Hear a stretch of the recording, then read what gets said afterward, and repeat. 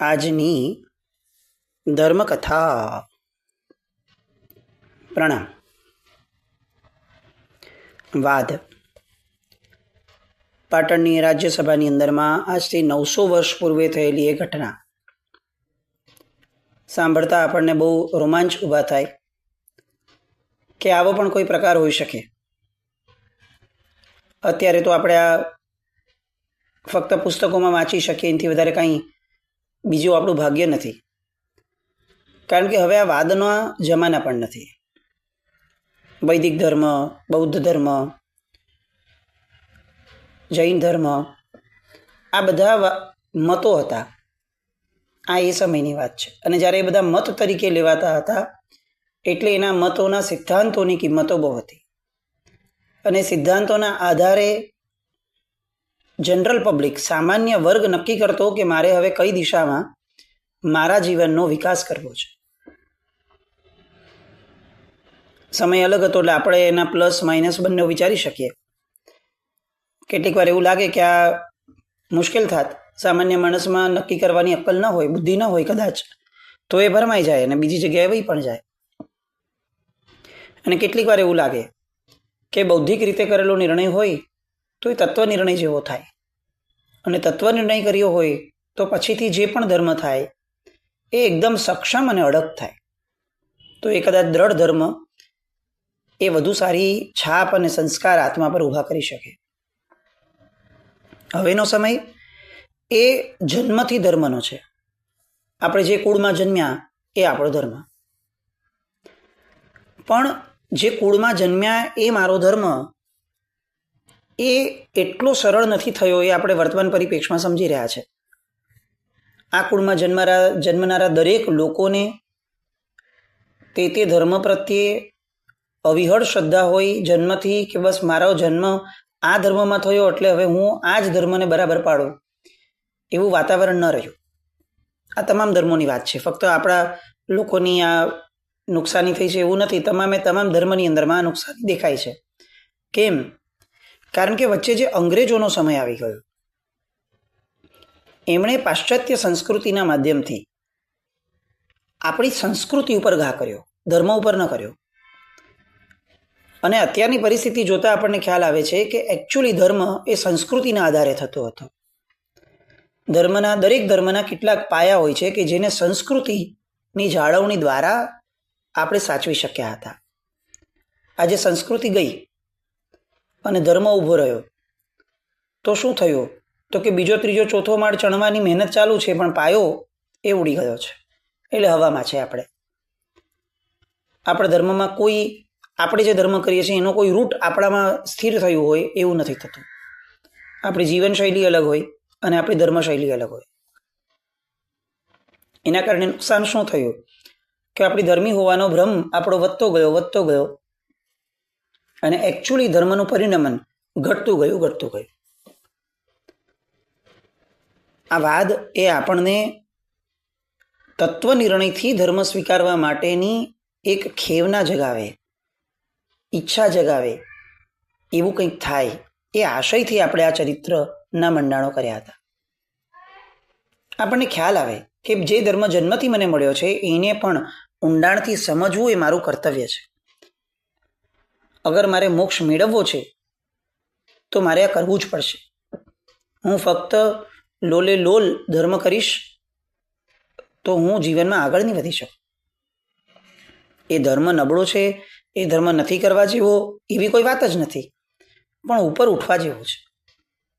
જ્યારે કોઈ માણસ 8મી 10મીના વખાણ કરે ને ત્યારે આપણે એવું વિચારી શકીએ કે જોયું આ 5મી 6ઠ્ઠી ધોરણનું ને 12 ધોરણનું ખંડન કરે છે. આપણે એવું વિચારી શકીએ, પણ એકચ્યુઅલી એવું હોતું નથી. કારણ કે 8મી 10મીના વખાણ કરવા દ્વારા જીવે આગળ વધવા જેવું છે એનું મંડન કરતો હોય છે. એક પરિપ્રેક્ષ છે, એ આપણું ખેંચાણ છે કે આપણને એવું લાગે કે નહીં 5મા ધોરણમાં બહુ જ મસ્ત ભણવાનું છે તો 8માની વાત જ નહીં કરવાની. એ આપણું પોતાનું ખેંચાણ છે, વળગણ છે. બાકી જેને ઉપર ઉઠવું છે એને ઉપરની વાતો કરતા જ રહેવું પડશે. સ્ત્રી મોક્ષે ન જઈ શકે આવો મત દિગંબરાચાર્ય કુમુદચંદ્રજીએ મૂક્યો. અનેક દલીલો થઈ. હવે એમણે 84 એવા મુદ્દાઓ મૂક્યા કે જે મુદ્દાઓમાં વાદીદેવ સુરી મહારાજ સાહેબના ગુરુ મહારાજ મુનિચંદ્ર સુરી મહારાજ સાહેબ અને એમના ગુરુ મહારાજ, એમના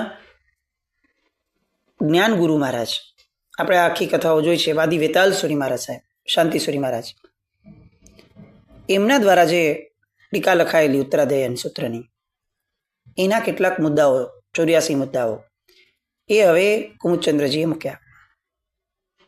તમે જુઓ કુદરત ક્યાં અને કેવી રીતે માણસને ભૂલાવે છે અને માણસને જીતાડે છે, એ આ કથા દ્વારા આપણને સમજાશે, આ ભાગ દ્વારા.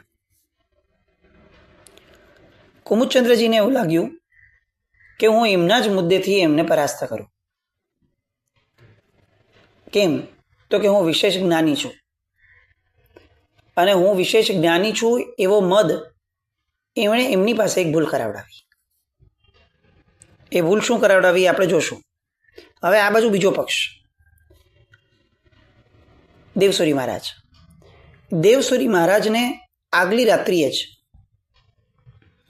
પૂજ્ય મુનિચંદ્ર સુરી મહારાજ સાહેબ એમનો એક સંકેત આવ્યો હતો કે તું આ 84 મુદ્દાઓ જે દાદા ગુરુદેવ વાદી વેતાલ શાંતિ સુરી મહારાજ સાહેબે જે લખ્યા છે એના આધાર ઉપર તું આ વાદની અંદરમાં આવતીકાલે વાત કરજે.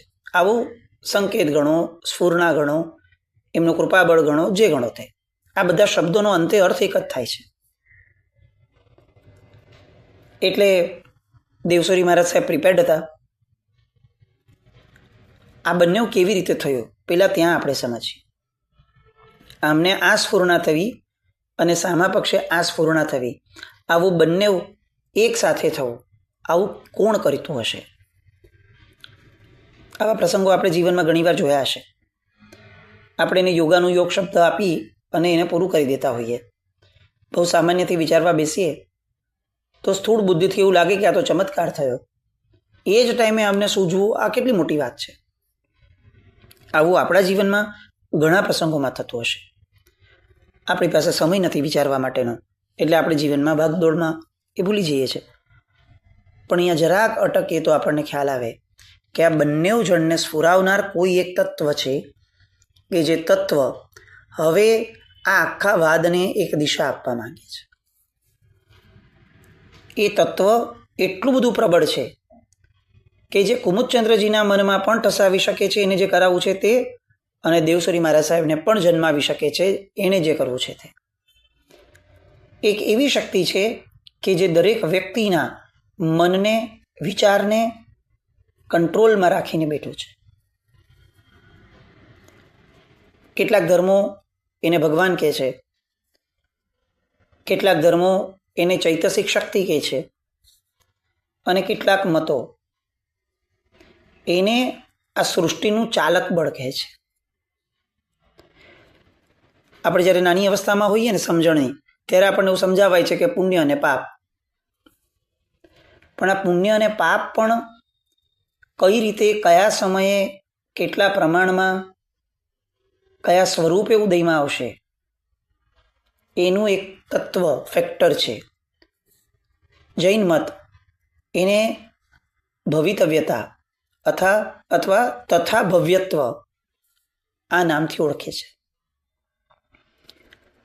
એનો કોઈ જ જવાબ ન હોય. તમે તર્ક અને દલીલો કરો કે આવું જ કેમ થયું, તો એનો કોઈ જવાબ નહીં હોય. એવી આ સ્થિતિ એન્ડ.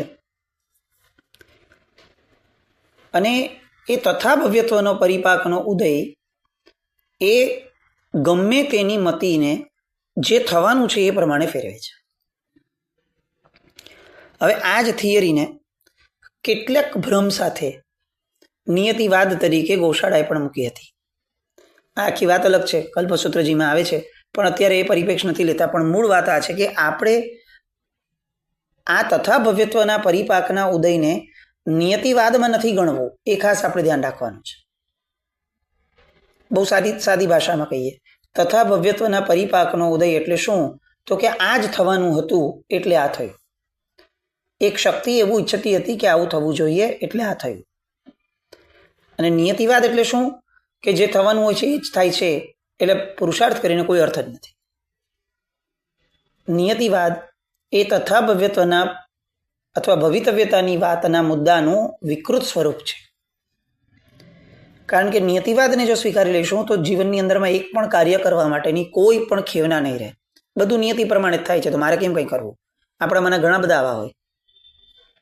થવાનું છે થશે, આપણે શું, આપણે કંઈ કરવું નથી, મૂકો જ માથાકૂટ. આવું એક પ્રમાદના કારણે આપણે બોલતા હોઈએ છીએ. આ બધા મતો છે, આ બધી વાતો છે, એટલે કેટલીક અઘરી પડશે સમજવી. પણ અહીંયા સમજાવવાનું મૂળ કારણ આ છે કે વાદીદેવ સુરી મહારાજ સાહેબ હોય કે કુમુદચંદ્રજી હોય, મુખ્ય સંચાલન જે છે ને એ ક્યાંક બીજું ફેક્ટર છે. અને એ ફેક્ટરે અત્યારે ઈચ્છ્યું કે બંને જણા એક જ મત ઉપર હાવી થાય, અને એની ભૂલ કુમુદચંદ્રજીએ કરી. 84 અલગ અલગ તર્કો એ એમણે રજૂ કર્યા કે જુઓ, શાંતિસુરી મહારાજ સાહેબ, તમારા જ ગુરુ મહારાજ એ સ્ત્રી તત્વ માટે આ બધી વાતો આવી રીતે લખે છે, હવે તમે શું કહેશો? અને એ તો આવી રીતે દલીલો રજૂ કર્યા પછીથી ફસકી ગયા, એટલે મદમાં રહ્યા કે જુઓ, એક સાથે 84 દલીલો બોસ. હવે તો આ કળ જ નહીં વળે સામા પક્ષની, બહાર જ નહીં આવે આમાંથી. એક નશો, ઓવર કોન્ફિડન્સ. અને સામા પક્ષની પરિસ્થિતિ એ છે કે એ તો ઓલરેડી પ્રિપેર્ડ હતા. તમે ન બોલ્યા હોત ભાઈ તો પણ અમને ખબર હતી. કેમ? કારણ કે અમને ગઈકાલે જ કોક તત્વએ આવું કહી દીધું હતું. અને શાંતિસુરી મહારાજે દરેક તર્ક માટે 84 તર્ક આપ્યા. 84 દલીલો હતી, એના જવાબ આપવા માટે 84 દલીલની સામે દરેક દલીલની 84 દલીલો મૂકી. ધડ ધડ ધડ મશીન ગન ચાલતી હોય એ રીતે એમણે દરેકે દરેક દલીલનો જવાબ આપવાનું શરૂ કર્યું. અસ્ખલિત ધારાની અંદરમાં આપણી કલ્પના પણ ન થઈ શકે કે કોઈ માણસ આ હદ સુધીનું ઇન્ટેલિજન્ટ હોઈ શકે. કદાચ એવું માનીએ ને કે એમને ગઈકાલે સ્ફૂર્ણ થઈ ગઈ હશે એટલે હોમવર્ક કર્યું હશે, તો પણ હું એમ કહું કે કોઈ માણસ વાંચીને પણ જવાબ ન દઈ શકે એટલા જવાબ એમણે અસ્ખલિત રીતે મોઢે આપ્યા. એ હદ સુધી કે ઇતિહાસ એમ લખે છે કે કુમુદચંદ્રજી એ સમયે આ દલીલોને સાંભળીને યાદ પણ ન રાખી શક્યા, ધારણ પણ ન કરી શક્યા. એનો જવાબ આપવાની તો બહુ દૂરની વસ્તુ, એને સાંભળીને જ ખતમ થઈ ગયા માનસિક રીતે. આ પ્રભાવકતા પૂજ્ય વાદીદેવ સુરી મહારાજ સાહેબ. આમ કહી શકશું આપણે, છીંડા કાઢવા હોય તો કે ઠીક છે, હવે આગલા દિવસે ખબર જ પડી ગયેલી પછી શું. પણ બહુ સામાન્યપણે વિચારીએ કે આપણને પણ કેટલીક વસ્તુઓની સ્ફૂર્ણા થાય એ પછીથી આપણું પરફોર્મન્સ કેટલા ગણું વધે, આપણી ક્ષમતા પ્રમાણે જ વધે કે આમ અનાયાસે અનેક ગણું વધી જાય.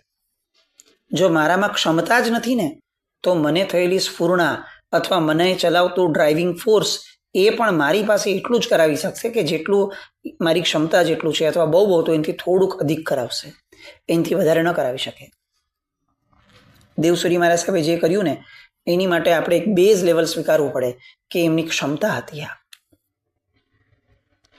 અને આવા ક્ષમતાવાળા જીવો, આવી કેપેસિટી અને એબિલિટીવાળા જીવો થકી આ જૈન શાસન આગળ વધ્યું છે. એક એક દલીલની સામે હવે દેવસુરી મહારાજ એટલા બધા આક્રમક થાય છે, એટલા બધા એગ્રેશન મોડની અંદરમાં દલીલો મૂકે છે કે કુમુદચંદ્રજી આગળ ફક્ત એમનું મુખ જોયા સિવાયનો કોઈ વિકલ્પ બચતો નથી. આખી સભા પાસે કોઈ વિકલ્પ નથી. એ સિદ્ધરાજ જયસિંહ કે જેને એક વખતે થોડી શંકા થઈ હતી કે શું થશે, એ મિનળ દેવી કે જેમને એવું લાગતું હતું કે મારા ગુરુ જ જીતવા જોઈશે, એ કલિકાલ સર્વજ્ઞ, એ પેલા બે શ્રાવકો કે જેને એમ લાગતું હતું કે આપણે નિર્ણાયકોને જીતી લઈએ, ફોડી લઈએ તો જ જીતી શકશું.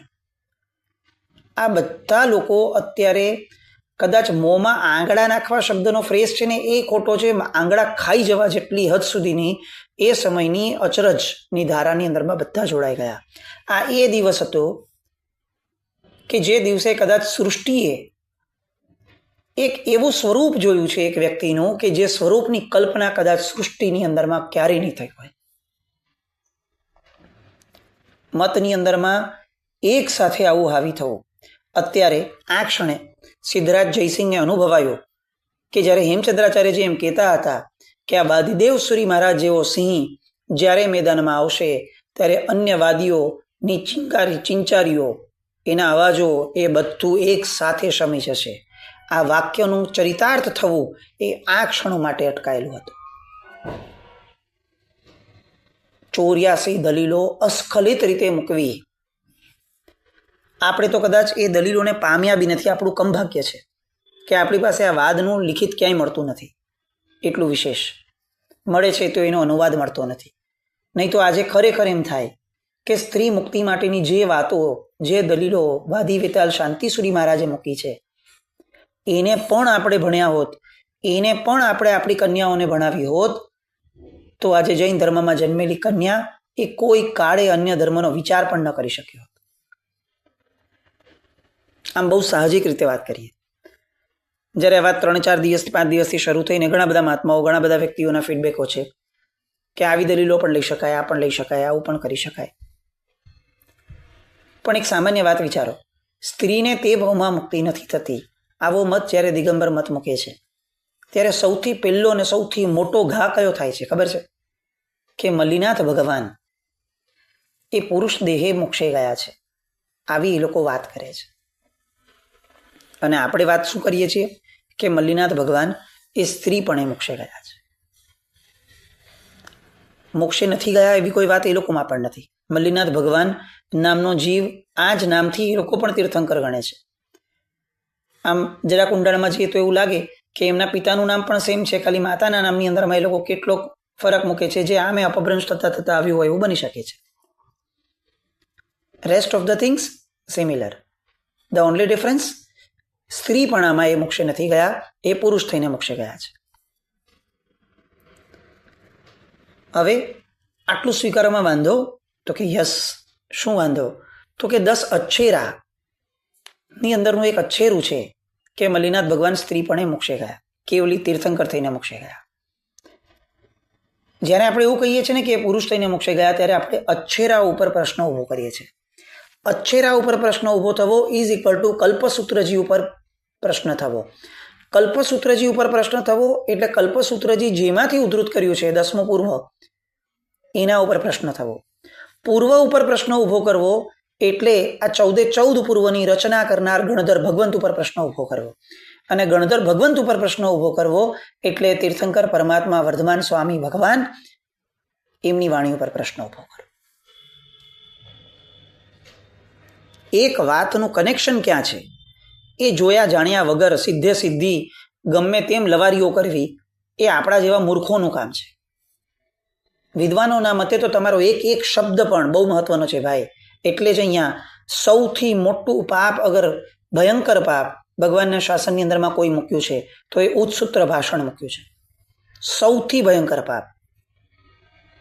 એક વાક્ય પણ, એક શબ્દ પણ ભગવાનના સિદ્ધાંતથી વિરુદ્ધ તમે બોલી ગયા અને એનો પક્ષપાત ઊભો કરી દીધો, તમારો અનંત સંસાર વધી શકશે.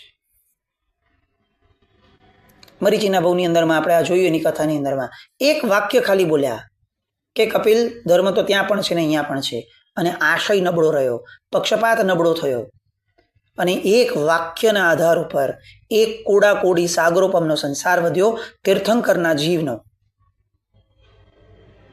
તો પછી ગમે તે સિદ્ધાંતોની અંદરમાં ગમે તેમ લવારીઓ કરવાની જે આપણને આ વોટ્સએપના માધ્યમથી આદત પડી ગઈ છે, આપણું શું થશે એનો વિચાર આપણે કરવો પડે. એ તો ભાઈ બધું હોય એ સમયમાં આવું થતું હતું, હવે કાંઈ ન થાય. ત્યારે બધું રાત્રિ ભોજનની વાતો ને બીજી બધી વાતો ને બધામાં આપણે એમ આપણા પ્રમાણેની ઠોક કરતા હોઈએ છીએ. ત્યારે મરીચીનું દ્રષ્ટાંત નજર સામે જો નહીં લાવીએ, એક કોડી સાગરોપમ ઋષભદેવ ભગવાનના સમયમાં જન્મ થયેલો અને છેક પાર્શ્વનાથ ભગવાનના પછીથી એમનું નિર્વાણ થયું, આટલો આવડો મોટો કાળ કેમ ભમવાનું થયું? કે એના વચને વધ્યો સંસાર, એક વચને વધ્યો સંસાર. ભગવાનના શાસન માટેની, સિદ્ધાંત માટેની વાતો કરતા પહેલા જો આપણે જરા પણ જ્ઞાન મેળવવાનો, ઊંડા ઉતરવાનો પ્રયત્ન નથી કર્યો અને ફક્ત આપણા જ્ઞાનના નશામાં ને નશાની અંદરમાં આપણે જેમ તેમ બફાટ કરીએ છીએ, સંસાર જ્યારે વધશે ને ત્યારે હાલત ખરાબ થઈ જશે. આ 84 તર્કો વાદીદેવ સુરી મહારાજ સાહેબ, વાદી વેતાલ શાંતિસુરી મહારાજ સાહેબની રચનાના આધારે દિગંબર મતના ખંડન માટેના મૂક્યા. તમે જુઓ, જે વાદી વેતાલ શાંતિસુરી મહારાજે જે મતો, જે તર્કો દિગંબરના ખંડન માટે મૂક્યા હતા, કુમુદચંદ્રજીએ એ જ મતોને મૂક્યા. એનો એક પરિપ્રેક્ષ જોઈને આ કેવી મૂર્ખામી થઈ. એ એનો બીજો પરિપ્રેક્ષ જોઈ જ નહીં શક્યા. આવડો જ્ઞાની માણસ આવું કેમ કરે? ભવિતવ્યતા એને ભૂલવે. કેમ? કારણ કે ભવિતવ્યતાએ જે જોવું છે એ કરાવીને રહેશે. અને અંતે એ કરાવવાની દિશાની અંદરમાં બહુ સક્ષમ ડગલાઓ માંડ્યા. આખી સભા પિન ડ્રોપ સાયલન્સમાં છે. એ તો બહુ સામાન્ય વાત થઈ. આખી સભાના કદાચ શ્વાસ પણ લેવાના અટકી ગયા હશે. એ હદ સુધીનું અચરજ લોકોની અંદરમાં ઊભો થયો. આવો અસ્ખલિત પ્રવાહ કોઈ માણસ બોલી શકે? આવી રીતે તત્વની વાતો કરી શકે? અશક્ય છે. ચમત્કાર તો આ છે કે કોઈ માણસ આવી રીતે બોલી શકે છે. આવું જ્ઞાન, આવી મેઘાશક્તિ, આવી વાચા શક્તિ. દેવસુરી મહારાજ એ અત્યારે જે સ્વરૂપ લઈને બેઠા છે એ કદાચ કુમુદચંદ્રજી માટે બહુ જ ઘાતક અને નિર્ણાયક છે. પણ તેમ છતાં એ ક્યાંકથી પોતાનો રસ્તો કાઢવા પ્રયત્ન કરે છે અને એ સફળ પણ થાય છે. કઈ રીતે એ આવતીકાલે ફરીથી જાણશું. સ્ત્રી મુક્તિની કેટલીક વાતોને હજી આપણે કેટલીક મંબળાવશું, કારણ કે કેટલીક દલીલો આપણે જ્યાં સુધી નહીં સમજીએ ને ત્યાં સુધી જગત આપણને ભરમાવતું રહેશે. તો આ બધી વાતો માટે પણ આવતીકાલે ફરીથી મળશું. જીના આજ્ઞાવૃત કંઈ પણ બોલાય તો મિચ્છામિ દુક્કડમ. જય નમ જયતિ શાસન.